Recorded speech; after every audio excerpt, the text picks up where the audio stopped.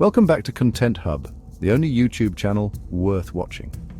Today we journey back in time to the misty highlands and rugged coasts of ancient Scotland. We're diving deep into one of history's most fascinating and enduring mysteries. We're going to explore the story of a people who left behind incredible art but very few written words. They were a formidable force in Dark Age Britain, a people known and feared by the mighty Roman Empire. They were the masters of the North, a confederation of tribes who vanished from the historical record, leaving us with a puzzle that historians have been trying to solve for centuries. I'm talking, of course, about the Picts. Their story is not just one of ancient battles and forgotten kings, it's a tale of survival, adaptation, and cultural identity. It's a story told not in dusty books, but in the incredible carved stones that still stand against the Scottish wind and rain. These stones are like windows into a lost world, showing us glimpses of their beliefs, their society, and their unique artistic vision. The Picts challenge everything we think we know about the so-called Dark Ages. They show us a society that was sophisticated, creative, and resilient. Prepare to unravel the secrets of this enigmatic people and discover why their story still matters so much today. The name Picts itself is part of the mystery. It was given to them by outsiders, the Romans, and it likely means the painted people. But what did they call themselves? We simply do not know. This is just the first of many questions that surround them. For hundreds of years, they dominated the lands north of the River Forth, a territory they called Alba. They fought off Romans, Angles, and Vikings, forging a powerful kingdom in a harsh and unforgiving land. They were not a single, unified tribe, but a collection of peoples who came together to defend their homes and their way of life, creating a shared culture in the process. Join me as we piece together the clues left behind. We'll look at the archaeological evidence from their hill forts and settlements. We'll examine the accounts of their enemies and their neighbors. Most importantly, we'll decode the beautiful and baffling symbols they carved onto massive stone slabs. This is a journey into the heart of ancient Scotland, a quest to understand a people who have been shrouded in myth and legend for far too long. The story of the Picts is a powerful reminder that history is full of secrets still waiting to be uncovered, and the past is never truly gone. So, who exactly were the Picts? To answer that, we must travel back to the period following the Roman withdrawal from Britain around the 3rd century AD. This is when they first appear in Roman records as a fierce and troublesome people living in the far north. They were not newcomers to the land, instead they were the descendants of the native Iron Age tribes of northern Britain, the people who had lived in what is now Scotland for centuries before the Romans arrived. They were the indigenous people of the land, a confederation of tribes who shared a common culture and a fierce desire for independence against all invaders who dared to march north. The Picts inhabited the lands north of the Forth Clyde line, a geographical and cultural boundary that separated them from the Britons and Angles to the south. Their territory stretched from Fife in the south up to the Shetland Islands in the far north, covering a vast and diverse landscape of fertile lowlands, rugged mountains and storm-lashed coastlines. This kingdom, often referred to as Pictland or Alba, was the dominant power in northern Britain for over 500 years, from roughly 300 AD to around 900 AD. This was their time, their stage in history, where they built a society that was both resilient and remarkably creative, despite the constant pressures from outside forces. Understanding the Picts means understanding that they were not a single monolithic entity. The term Picts was a label used by outsiders to describe a collection of different groups. These groups likely spoke similar languages and shared many cultural traits, but they would have had their own local chiefdoms, traditions, and identities.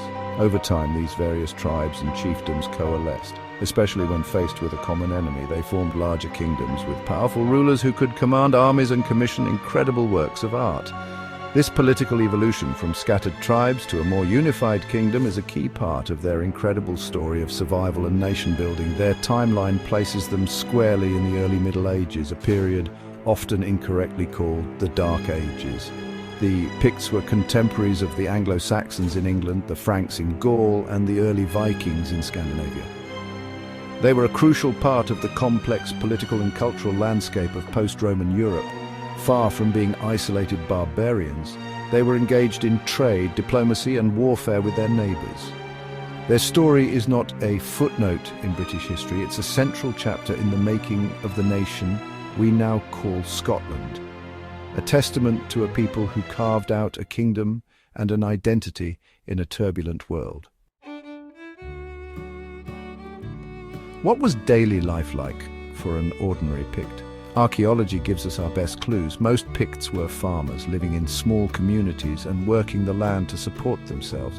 They grew crops like barley and oats, and they raised cattle, sheep and pigs. Their homes were often roundhouses, built with stone foundations and conical thatched roofs, a style of building that had been used in Scotland for centuries.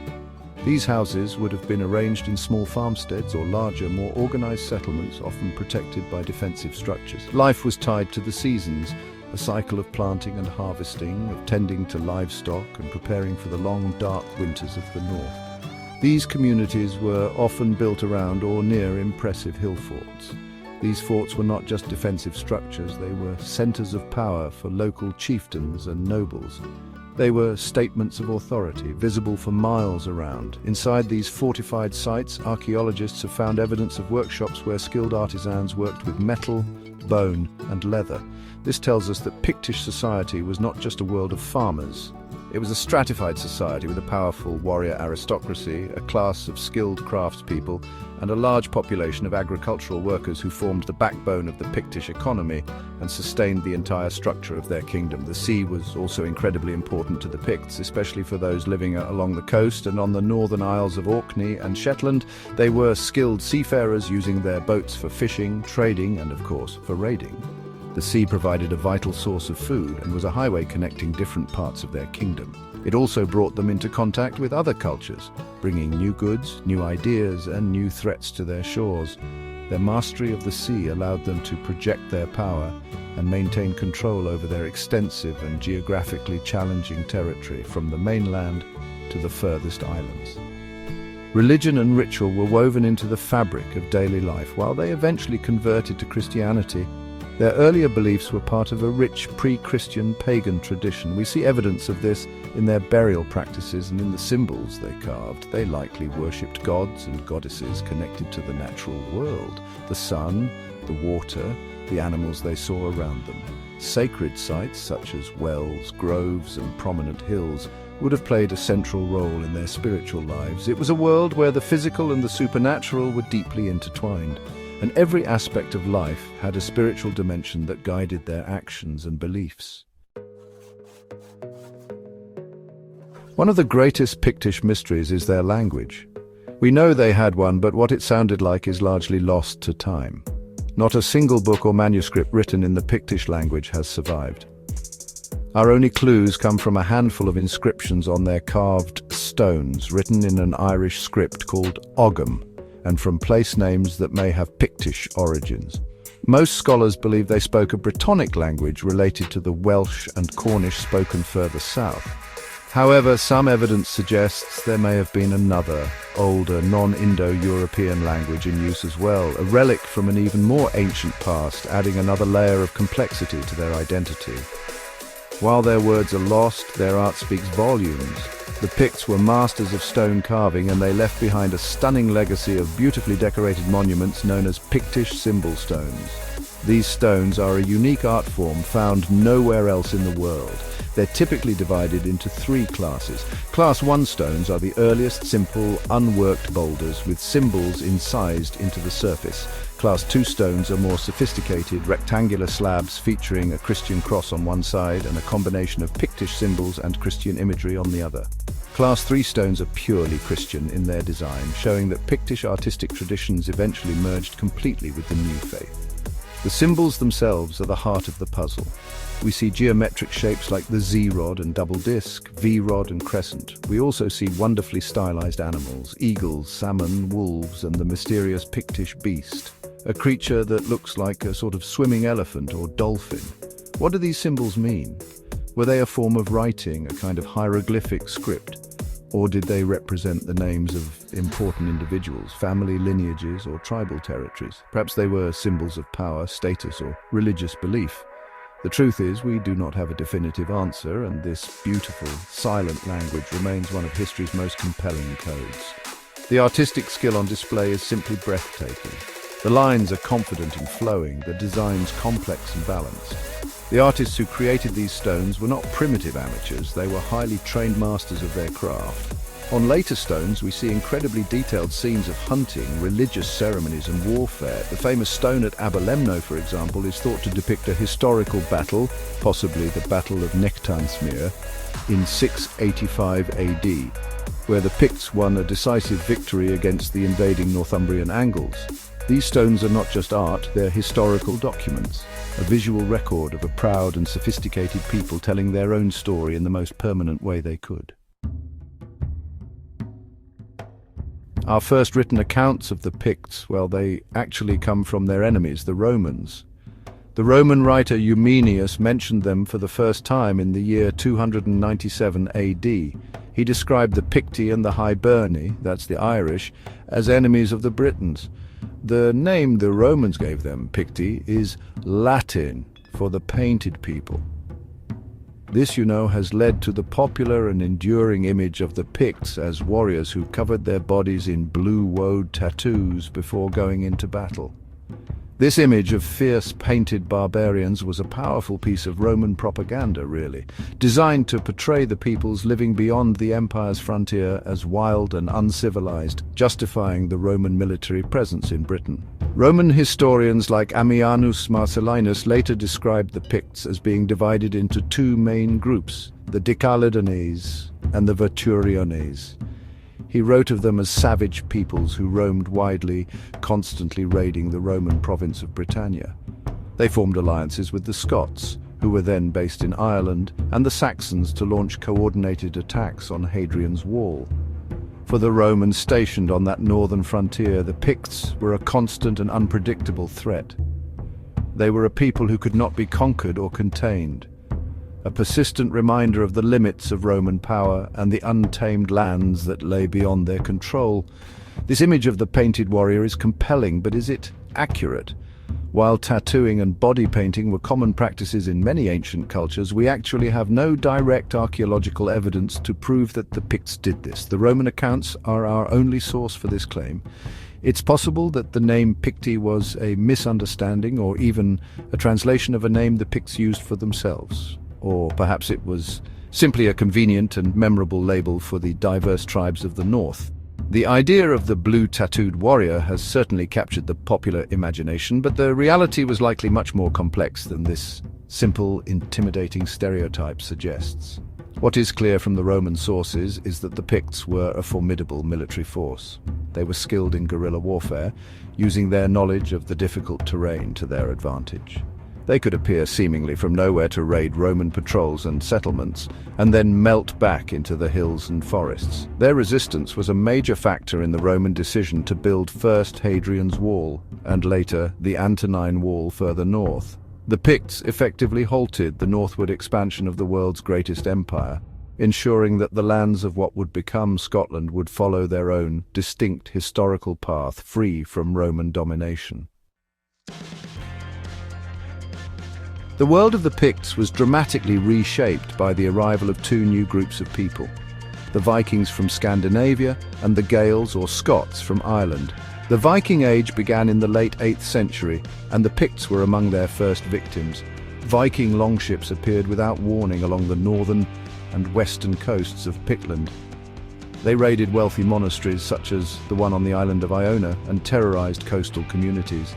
These raids were brutal and destructive, disrupting the political and religious centers of Pictish power. The Vikings were not just raiders, they were settlers, and they soon established their own powerful lordships in Orkney, Shetland, and the Hebrides. This Viking pressure from the north and west put the Pictish kingdom under immense strain. It forced the Picts to focus their military resources on defending their coastal territories, which may have weakened their control elsewhere. The Vikings settled in large numbers, and in these northern isles, the Pictish language and culture seem to have been completely replaced by the Old Norse language and customs of the newcomers. This was a massive cultural shift. However, in the heartlands of Pictland on the mainland, the Picts fought back fiercely. And while the Viking threat was constant, it did not lead to the complete collapse of their kingdom. It did, however, change the political map forever. At the same time, another group was growing in power and influence to the west. This was the Gaelic-speaking kingdom of Dalriata, founded by migrants from the north of Ireland. The Scots of Dalriata had been established in what is now Argyll for centuries, sometimes as rivals to the Picts and sometimes as allies. The relationship between the two kingdoms was complex, marked by periods of warfare, intermarriage between their royal families, and cultural exchange. Gaelic Christian missionaries like the famous Saint Columba had played a key role in the conversion of the Picts to Christianity, creating deep and lasting religious ties between the two peoples. This long history of interaction set the stage for one of the most pivotal moments in Scottish history. Around the middle of the 9th century, a man named Kenneth MacAlpin, Cinnaed mac Ailpin, a king of the Scots of Dalriata, who also had Pictish ancestry, became the king of the Picts as well. The exact circumstances of his rise to power are shrouded in legend and historical debate, but the result was clear. The two kingdoms were united under a single ruler. This new combined kingdom was known as Alba, and it formed the political and cultural foundation of the medieval Kingdom of Scotland. The era of a distinct Pictish kingdom was over. The union of the Picts and Scots under Kenneth MacAlpin marks the beginning of one of history's most intriguing puzzles, the disappearance of the Picts. Within a few generations of MacAlpin's reign, the very name Pict fades from historical records. The distinct Pictish language vanished, replaced by Gaelic. Their unique symbol stones ceased to be made, replaced by a more uniform style of Christian art. Their political identity was absorbed into the new, larger kingdom of Alba. It is as if a whole nation, a people who had dominated northern Britain for over 500 years, simply vanished into thin air, leaving behind only their enigmatic stones as a final testament to their existence. This apparent vanishing act has fascinated historians, archaeologists, and amateur sleuths for centuries. How could such a powerful and established people disappear so quickly and so completely? Early historians, often writing with a political agenda, proposed dramatic and sometimes violent explanations. One popular theory, which persisted for a long time, was that the Scots, under Kenneth MacAlpin, committed a brutal act of genocide. This story, known as MacAlpin's treason, tells of a great banquet where the unsuspecting Pictish nobles were treacherously murdered by the Scots, allowing Kenneth to seize control of their kingdom without any opposition. This makes for a dramatic story, but there is no contemporary evidence to support it. Another explanation that has been put forward is that the Pictish population was so devastated by Viking raids that their society simply collapsed. In this scenario, the Pictish kingdom was fatally weakened, its leadership killed, and its social structure shattered. This would have created a power vacuum that Kenneth MacAlpin and the Scots were able to exploit. While the Vikings certainly had a massive impact, especially in the north, it seems unlikely that they could have completely destroyed the Pictish heartlands on the mainland. The Picts had a long history of resilience and had successfully fought off invaders before, so a total societal collapse seems an incomplete answer.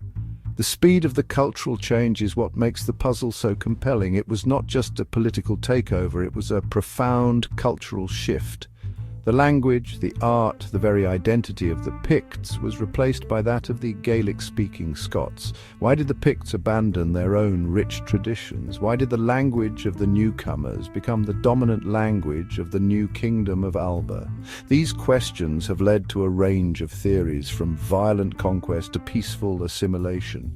The mystery is not just what happened to the Picts, but why it happened in the way that it did, leaving so few traces behind. Most modern historians have moved away from the dramatic theories of genocide or total collapse. Instead, they favor a more nuanced explanation. The Picts did not disappear at all. They were transformed. The disappearance was not a physical event, but a cultural and political one. The union under Kenneth MacAlpin was not a conquest in the traditional sense, but more of a merger or a dynastic takeover. Kenneth himself had Pictish blood, likely through his mother. which gave him a legitimate claim to the Pictish throne through their matrilineal system of inheritance, where succession could pass through the female line. This was a union of two closely linked royal families. The Gaelic language and culture of the Scots likely became dominant for several strategic reasons. The Church, a powerful and influential institution, was largely Gaelic-speaking in this part of Britain, thanks to the influence of Irish missionaries from Iona. As the Church's influence grew, so did the prestige and utility of its language. The new Kingdom of Alba needed a single, unifying language for administration and governance, and Gaelic was the natural choice. Over time, the Pictish language was gradually abandoned in favour of Gaelic, not because of a violent suppression, but because Gaelic became the language of power, religion, and social advancement in the new, unified state. The idea of a merger is also supported by the fact that there is no archaeological evidence of widespread destruction or conflict between the Picts and Scots in the 9th century. Life for the ordinary Pictish farmer probably did not change very much at all. They still farmed the same land, lived in the same villages, and followed the same local customs. What changed was the identity of the ruling elite. The new kings of Alba promoted a new national identity, one that was based on the legends and traditions of the Scots, tracing their ancestry back to Ireland. The old Pictish identity was deliberately set aside in favour of this new unifying Scottish identity. So the Picts were not wiped out, they became the Scots. The people themselves remained, but they adopted a new name, a new language, and a new national story. It was a remarkable process of cultural assimilation and nation-building. The Pictish population formed the demographic bedrock of the new Kingdom of Alba, which would, in time, evolve into the Kingdom of Scotland. The mystery of their disappearance is therefore not really a mystery of a lost people, but a fascinating example of how political change can lead to a complete and surprisingly rapid transformation of a nation's cultural identity, reshaping how they see themselves and how they are remembered by history. Although the Pictish kingdom and its distinct identity have long since vanished, their legacy is woven into the very fabric of modern Scotland. The Picts were not a historical dead end, they were the foundation.